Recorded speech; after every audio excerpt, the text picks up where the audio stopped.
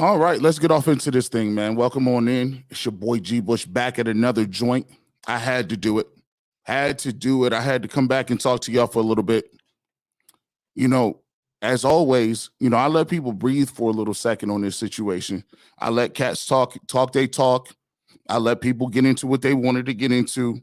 And as always, I gave people ample opportunity to go ahead and get yourself out there and figure this situation out, right?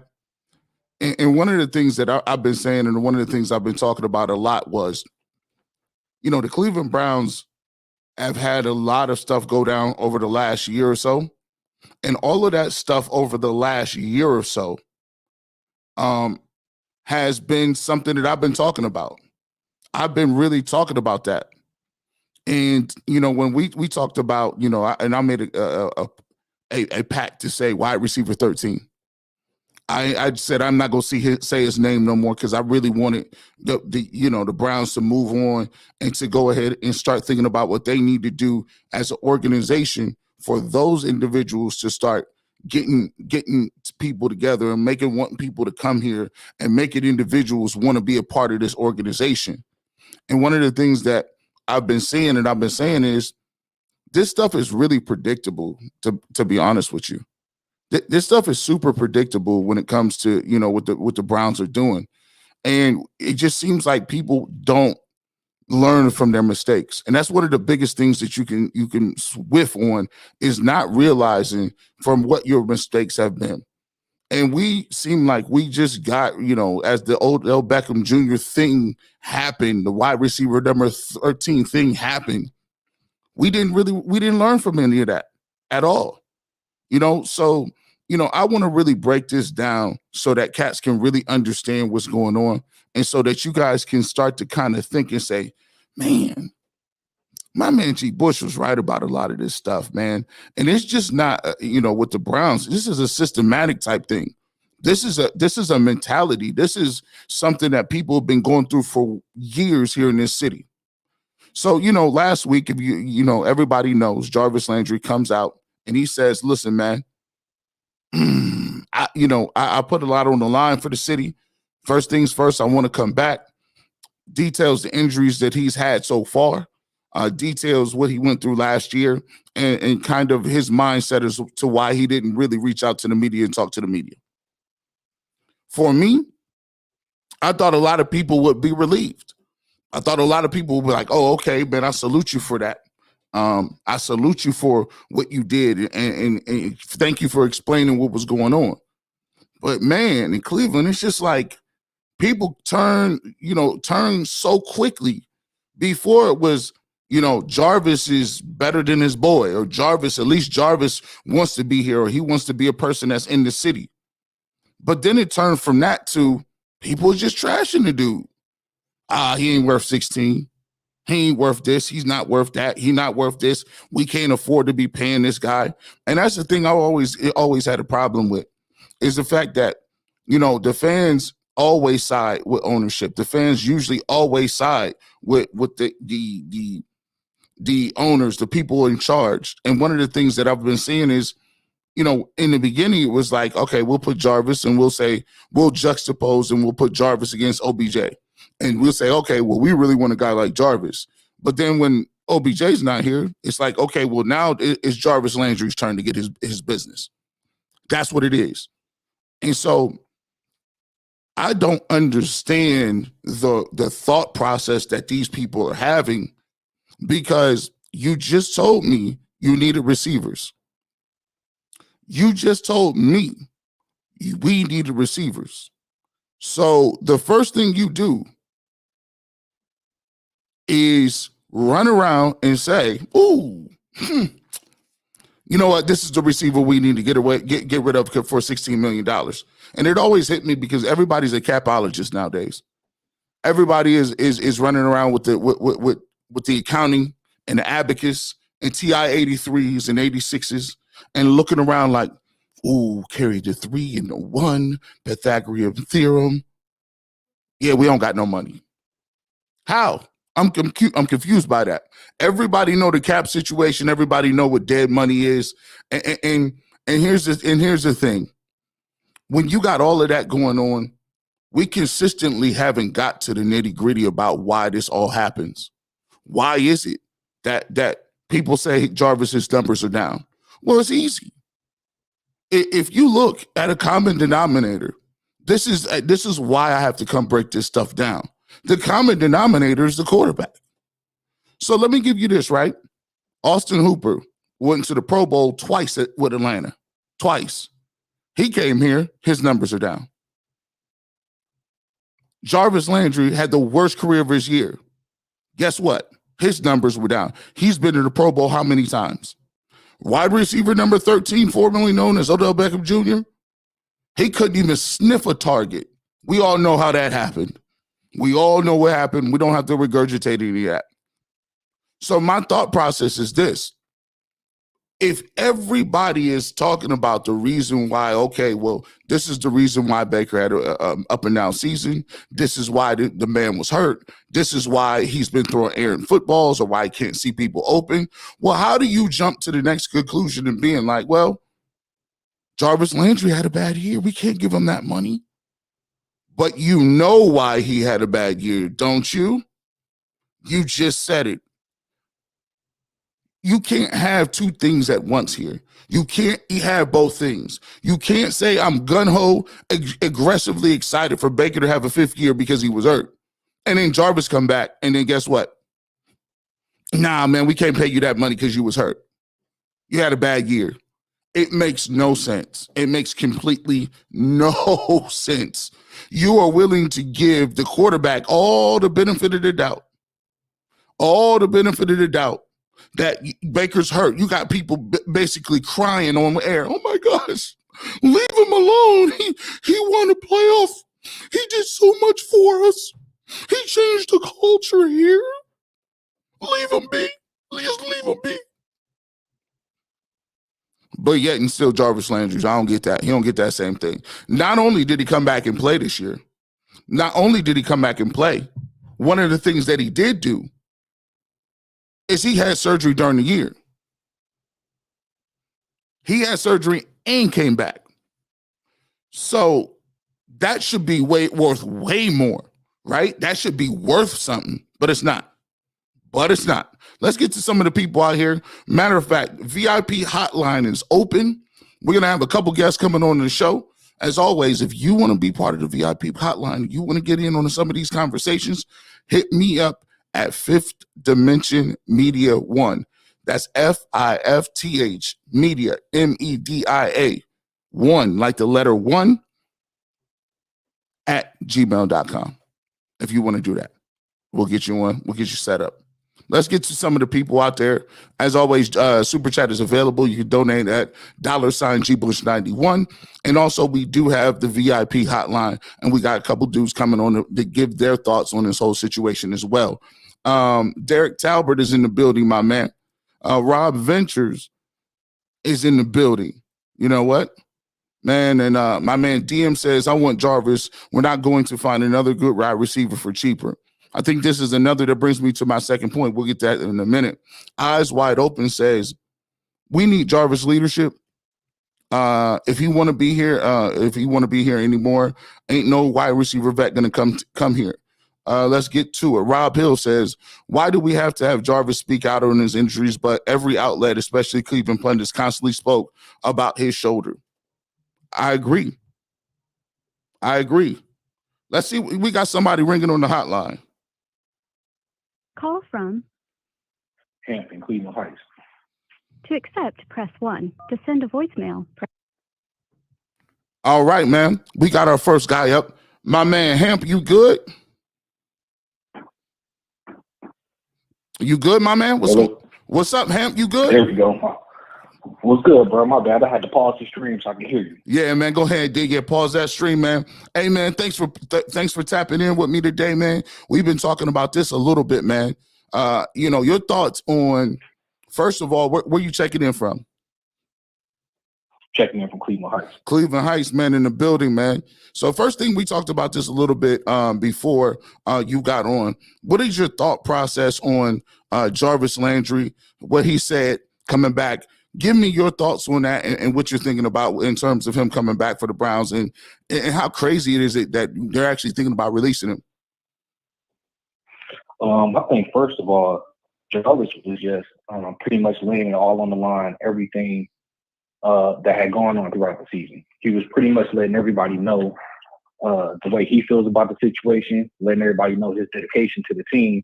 And I kind of feel like Jarvis felt disrespected for the Browns even considering not bringing him back. But that one tweet that he put out there that says, "I gave everything," and then he put in and capitalized everything. There's not been one time since 2015, since Jarvis has been here, that I've ever seen him, give half an effort on the field. Whether he's playing through injuries or, even when he has a bad game, he makes no mistakes. He gives his all on every play. So for Cleveland to come at him with some type of low ball offer or to not even consider not bringing him back, I just don't understand how that's even a thing. And I totally agree with that. To me, it seems, and a lot of people saying 16 million or 60 million. That the thing is, it seems like nobody comes out and is in the public. No one says these things publicly unless the Browns have not made any offers. If the Browns haven't made any gestures or communicated with you, this is the time, and most likely people come out and start, voicing their frustration because he's feeling like they're not even giving him opportunity to in good favor negotiate a deal. If you tell me Jarvis Landry, they're trying to make it seem like Jarvis Landry is unreasonable and he's only going to come back for 16 million. And the thought process is, I mean, this was a guy who we traded for. They extended from Miami. And talking about changing the culture, if you're going to give that to Baker, take a look what Jarvis Landry did in terms of being the only person that I can remember of marquee name coming here and playing and then really relishing in the fact of being here. See, now, and to echo what you said, because I 100% agree. To echo what you're saying on that, when you talk about the leadership, from the day Jarvis put that jersey on, he's been a leader. You know what I'm saying? From the Hard Knocks on, he's always been the not only a vocal leader, but a silent leader also. And to me, I can't think of another player who influences the Browns on the offense and the defense like Jarvis does. And that's why I don't see why it's even a question of not paying him. To me, it's not even a matter of the 16 million. Is Jarvis worth 16 million on the field? It may not be an apple and apple comparison, but to me, the value of what you're getting out of that 16 goes way beyond just what we're writing in the books. You know what I'm saying? You got Jarvis that can influence a whole wide receiver room, make a first down, pump up the whole offense, and then they see him going hard, and then next that defensive line pushing just a little bit harder. Myles Garrett is stepping up a little bit. You know what I'm saying? Greg Newsome is doing a little bit closer in coverage. To me, there's not another player, and this is Miles, Denzel, and Chubb included. They might be better players on the field, but the leadership qualities that come out of Jarvis, to me, is why you go ahead and pay him that money. You know what I'm saying? Like, and that's why, to me, it's just blasphemous. People talking about the 16 million, like you said, like they capologists, like it's coming out of their pocket. I feel like if the Browns really wanted to pay Jarvis, if 16 is the sticking point, there's got to be ways around that. Because I see teams like the Saints and the Rams pull 16 million out their back pocket when they supposedly 200 and 300 over the cap. You know what I'm saying? All the time. Always seen. So how can we not afford to pay him? How can we not afford to pay him? And from this standpoint, I don't think people understand it. And I think people's overestimating their reach and their worth on this one. I'm going to be honest with you. People in Cleveland really think that they're going to get these receivers, or people just forgot about the whole Odell Beckham Jr. Just because we put our heads in the sand and say, oh, it never happened, la, la, la, la, la. You can't tell me. Listen, just because that happened, bro, does not mean by any way, shape, or form that other receivers around the league do not want to come here. It's period. You're not getting a veteran receiver. You're not getting them. They acting like receivers don't talk to each other. And like we in 2022, everybody getting all hot in the pants over social media. That's what these kids do. Like you don't realize we're not talking about other 35 or 40-year-olds or what I'm saying? Yeah. Call from Amandi. To accept, press 1. To send a voicemail, press.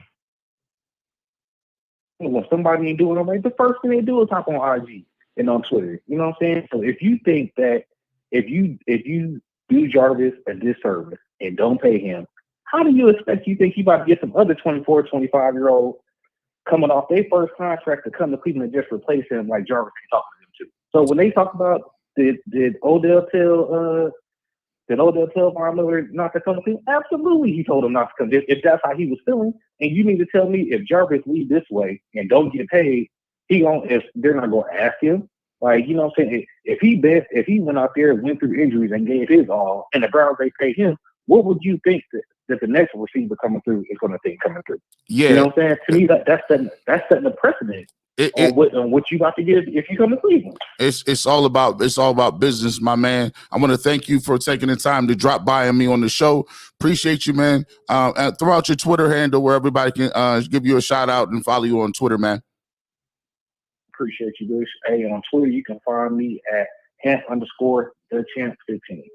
Appreciate you, my guy. Appreciate you, my man. Let's go, man. We got it. I think we got another we got another somebody coming up on the stream. We'll check back in with them. But before we do that, let's go ahead and take a look at some of the what people are saying in the chat. And of course, if you want to get involved, my man was just involved. You can call the VIP hotline. We can schedule to come on 216-200-7859 is the hotline. Let's keep it moving. Let me see. Let's see. You talk about Jarvis and why we had to speak on his injuries here a little bit. Let's keep it moving. Is that why they chose 5'10" Moxie over MVP of the league? They ran a 4.3. They love that Moxie, man. Earl, my man. What up, Earl, man? Shout out to Earl out here in the building. Jarvis is a true professional guy who fits everything you say you want in the Cleveland Brown player to have, and that's a fact. And plus, if you're going to go get another receiver, what do you got to do? If you got to get another receiver, man, don't you want a guy like Jarvis showing him the ropes, showing him what he needs to do? And my thing is this, for all the Baker Mayfield people out there, for all my Baker Mayfield people, here's the situation. Baker Mayfield, you say he was hurt. He get another opportunity. We need to show what he can do healthy.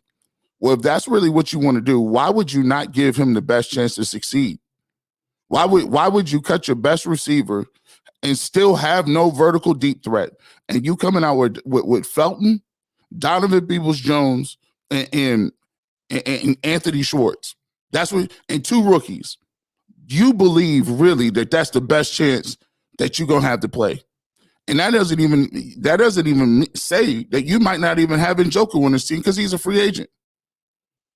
So that's one of those things that's tough. And I don't understand why they wouldn't give him a better opportunity in order to make plays and to maximize his year, because you still will need to find an evaluation whether or not you want to give him $40 million. It's just one of those things that's crazy right now, and I just don't get it. We'll get to that in one moment. Let's see. All right. We got another guest coming up here shortly. We'll be right with you. But as always, man, if you guys want to donate, Super Chat is available as well. PayPal is available as well. And here's the thing. Make sure you guys check this out. Check this out. Coming back, we will definitely do a Cavs pregame show today, postgame show tonight too. All right, here we go. Call from Amandi. To accept, press 1. To send a voicemail, press. All right, we go right back to the VIP hotline. And Monty, go ahead and turn the stream down, and then we'll put you in because I think it's an echo.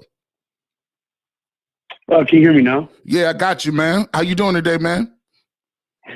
Good. What's up, brother? How you doing? Turn the stream down.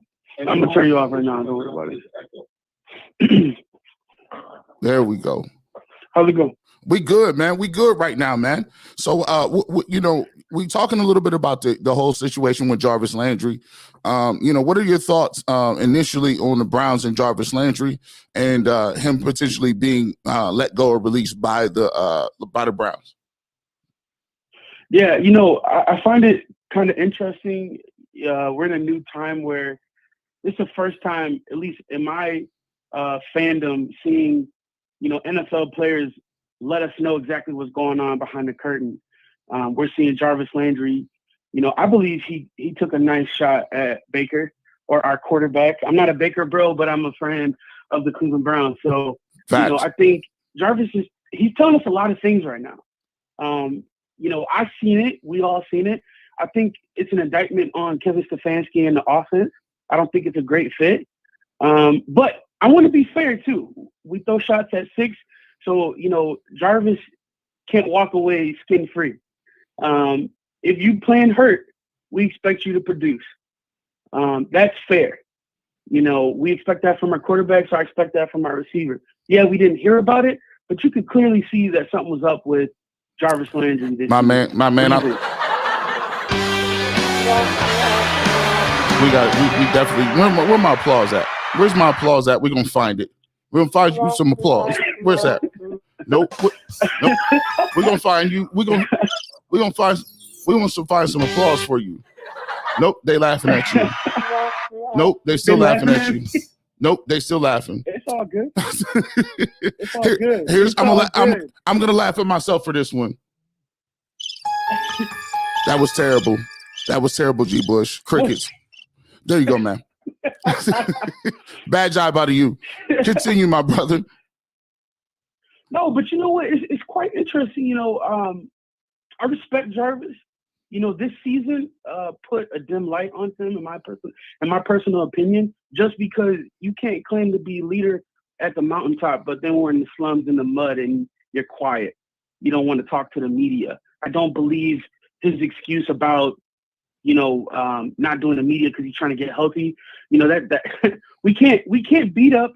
Again, I'm going to use this reference. We can't beat up our quarterback and say he didn't do it during a win and Jarvis didn't do it at all for the rest of the season. I get your boy left, but there's bigger things. You're professional. I like him. I want to say that too. I truly like Jarvis Landry. I think he's a phenomenal athlete. I do think there should be some questions asked. And I'm hoping that eventually he will answer those questions. You know what? I commend you on keeping that real. I like you keeping it. This is why this platform is what it is. I like people that keep it all the way 100, and we need people that's going to keep it 100. And you know what? And that's why you can't use excuses like that. I've been saying it.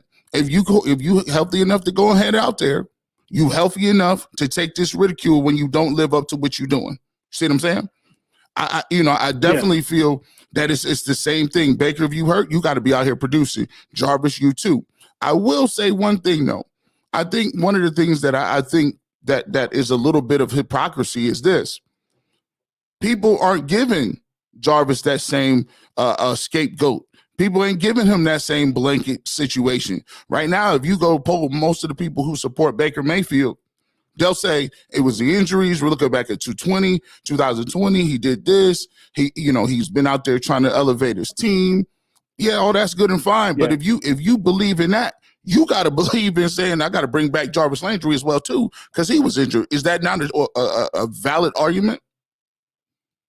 Yeah, I do, but I also want to say, Baker's not the one trying to lead the team, and I don't want to defend Baker. What I want to talk about is like Jarvis. In this particular situation, I don't think he's coming back. That's why he's telling us. I want him to come back. He could possibly come back. But he's letting us know that there's more to this situation than meets the eye. But like I said, there's too many question marks on him, to where it's very clear to see that, he says he wants to be here. I'm not sure. His play on the field, if you're hurt, I didn't think he wanted to be here anyway at this particular time during this previous season. The rest of the seasons he was here. When he first got here, he was a ball of energy. He was good for us. But right now, this last season, personally as a fan, I was a little disappointed. But I know greatness is in him, and I know greatness is going to come out. It would be really sad to see that type of energy come out somewhere else. But again, he has been injured. I don't believe that he hasn't had any out. I think teams want Jarvis. If Jarvis hits free agency, teams are going to come and knocking on his door. Let me get to this. Let me get this really quickly. I'll let you get back in here too. My man Ryan Counter says, and thank you so much, Ryan, for the super chat. I definitely appreciate it. He said, if Jarvis is cut, Could you see him going back to Miami with Mike McDaniel's success with Debo and Ayuk? Could you see Jarvis being used in a Debo Samuel-like role with Miami? I definitely see Jarvis Landry being able to go Miami. He could go to San Francisco. I could see him fitting in with any team. And here's the scary part, my man Ryan. I think the scary part about the situation is that Jarvis Landry could be a missing part for the Baltimore Ravens. You don't think that Jarvis Landry would go to Baltimore and just to stick it to the Browns? I think he would at this point. It's also, you can look at a team like the Pittsburgh Steelers. My thing is, you don't want a guy like Jarvis Landry going to your competitors and then all of a sudden him looking good just like his friend did. Let me ask you this question. In terms of Baker, let me ask you this question. Do you think it's do you think it's a coincidence that also, Hooper's numbers went down? He was a Pro Bowler in Atlanta 2 straight years prior to coming here. His numbers fell down too. You look at career lows for Odell Beckham Jr., career lows for Jarvis Landry. Can you, when you look at those numbers, what do you espouse that to the quarterback play? I think a lot of that, a good percentage of that is to blame on the quarterback. And I also think a good percentage of that is to blame on our head coach as well. I don't think this offense has gotten the best out of this group of talent. It's very clear. It's very predictable that we're a run team. I respect that. I like that. But, we have weapons too. At the end of the day, as much as I disagree of how Odell left the team, he was a weapon. And that is an indictment, yes, on our quarterback. I am on the camp that believes that, the team should have shut Baker down, but I don't know how much of that had to do with who was involved and what powers that be were saying no and yes. We got these press clippings of, he's healthy to play, so we play him. The doctors say he's healthy, so we're going to play him. But if you don't mind, I want to comment on something with the Jarvis. I think Jarvis wants to play with Patrick Mahomes and Russell Wilson. Why do you think that? The reason why, because of the simple fact is he's been watching them and he likes their stuff. And every time, even during the season, Jarvis has commented on Patrick Mahomes. I think those are the two sleepers. I'm very curious to see if Russell stays with his team and if Pat Mahomes continues, if the franchise, the Chiefs, decide to bring in another weapon, Jarvis is going to be on that list. Would you take Jarvis over Juju? I would. Yeah, I definitely do. I definitely will. I'd take him any day and twice on Sunday over those guys. Yeah. And I think, well, here's the thing too. I think one of the things that why he's mentioning those quarterbacks is because it's a like you said it was a subtle shot earlier. I think that's another subtle shot of saying, see, Russell Wilson, Patrick Mahomes, these are the guys that are nice. These are the elite quarterbacks. And he's just trying to, and he's giving that little, hey, we don't have that here in Cleveland. But Russell he had a down year. He's had a couple of down years. Hey, listen. He's getting knocked for the short quarterback narrative. It's not fair, but it's what they use when they're lazy about their takes. But Russell's had more weapons than Baker.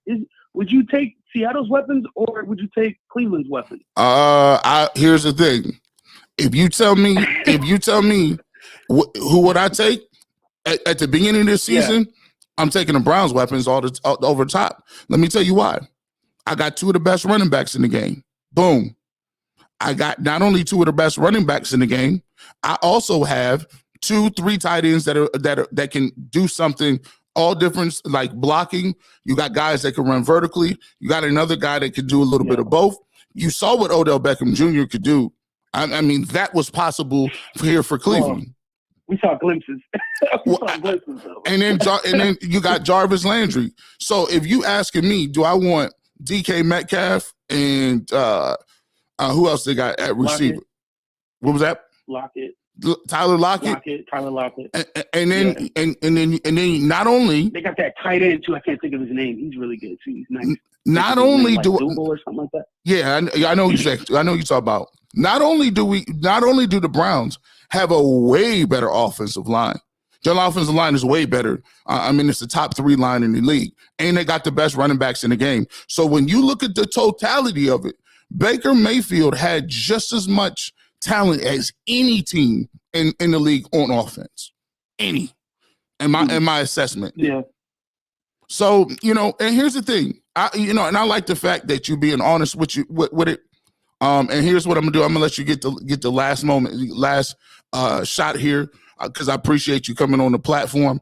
I'll let you get your last money off here. And how do you want to wrap a bow on this whole Jarvis situation? Yeah, here's my hopes. I hope that Jarvis is in Cleveland right now. I hope that our GM sits him down and they have a nice conversation. And I hope the head coach has a plan. That's what I hope. And I hope they figure it out. The stuff that's being leaked out from the team, it's not good. It's not looking good for our quarterback situation. But like Myles Garrett says, I have belief in the Cleveland Browns. Listen, Monte, I thank you so much for joining me. Tell everybody what your Twitter handle is so they can go follow you out there. It's at Amonte Hall, and I'm on Instagram, Amonte Hall. Thank you so much. Appreciate you, man. Another great caller right here on the barbershop. See, this is what we're talking about here, man. People, I'm taking real calls from individuals.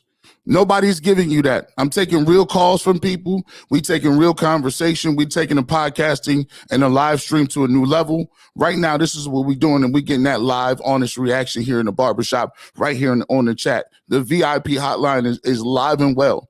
Let me go ahead, and I'm going to put this up here because I really want individuals to be able to call up and pull up on me, and I'm going to write the email address here.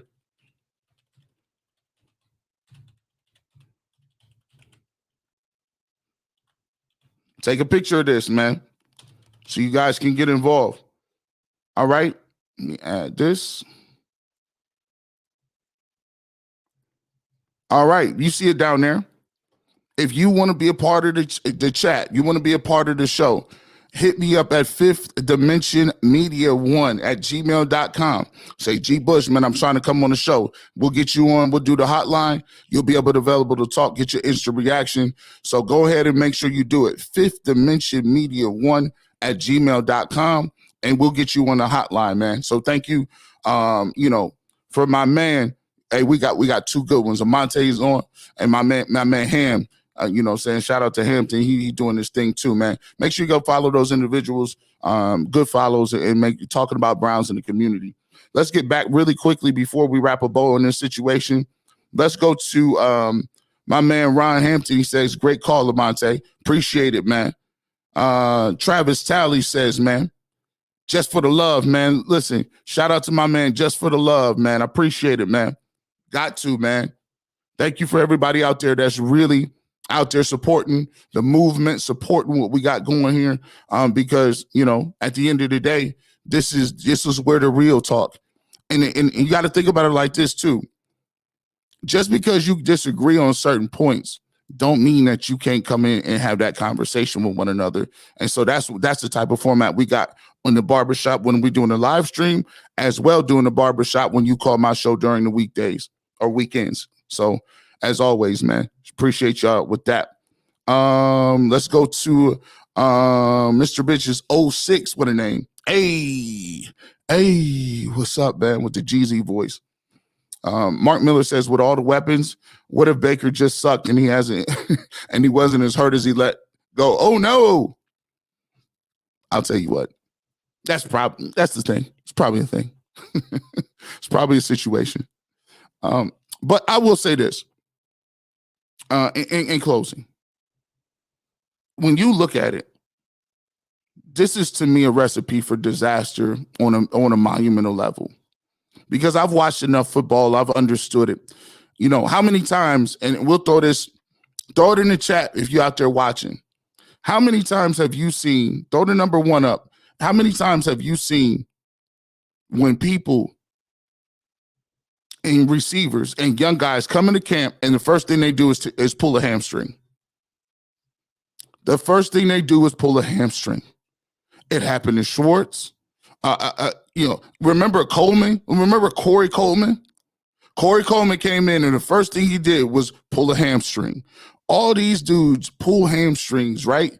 And miss time in camp because it's a different level of speed. It's a different level of intensity. So they get up here, pull hamstrings, and be out for the whole preseason. You meaning to tell me you willing to go into the season with guys like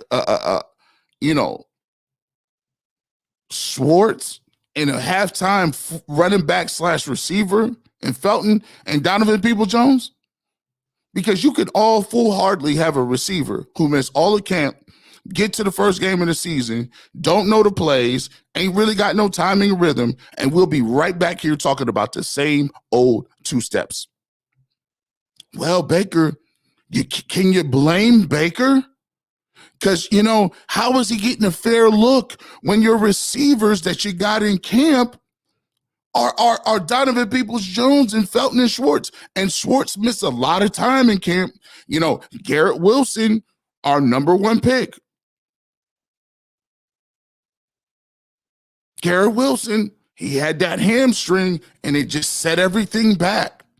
So I don't understand how you can, negotiate and really blame Baker for any of this, because he just doesn't have, he's been snake bitten. No. We're not about to do that. We might as well go ahead and franchise him and then still see what you got going on. No, we're not about to do that. You're not about to cut somebody and then have another built-in excuse as to why you didn't perform. No, the reality of it is you didn't have to do that. You could have had Jarvis at 12, $14 million or whatever the case may be, and you can get him, and then you can augment what you do in the draft. People crack me up with that. I done watched way too many camps where rookies done had quad injury, hamstring injuries, miss all camp, and then now all of a sudden, well, those weapons, are they really weapons? Because they couldn't perform. They weren't. Go ahead with that, man. Look at this. Glenn Francis, appreciate the super chat, my man. Appreciate you, man. Appreciate you out there. The Browns are still the Browns, and still the mess this season and offseason how it does Barry move on from players that Dorsey brought in and push players he brought in.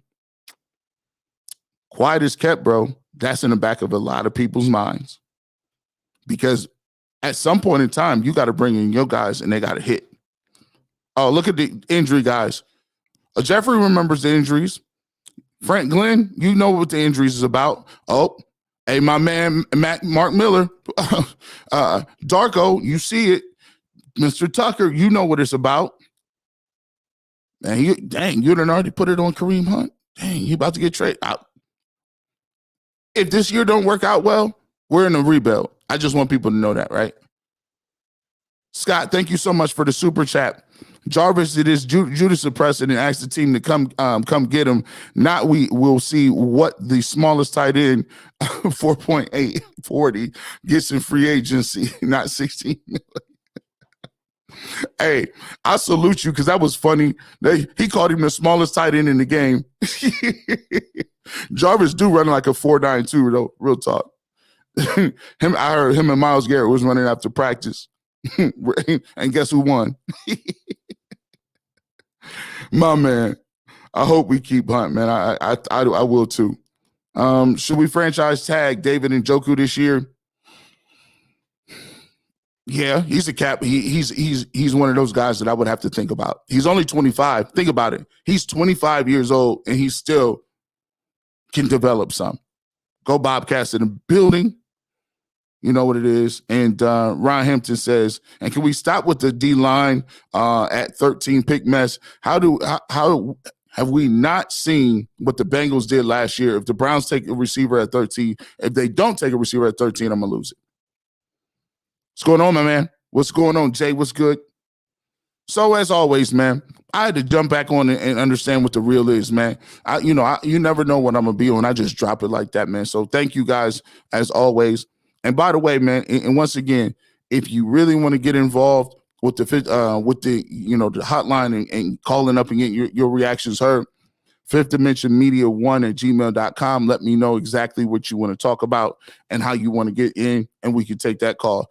As always, make sure you guys check me out. Coming up in a couple hours here, I will be right back doing the Cavs post-game show. So if you're interested in the Cavs and seeing what they're doing, I'll be back in a couple hours doing the Cavs post-game show. They are taking on, I believe, what is it? What do the Cavs got today? I think they play a middling team. They play some middling team, so we'll figure it out and see what they got going. But as for G. Bush, we up out of here. Thank you guys for checking in, and we'll talk to you soon. Peace.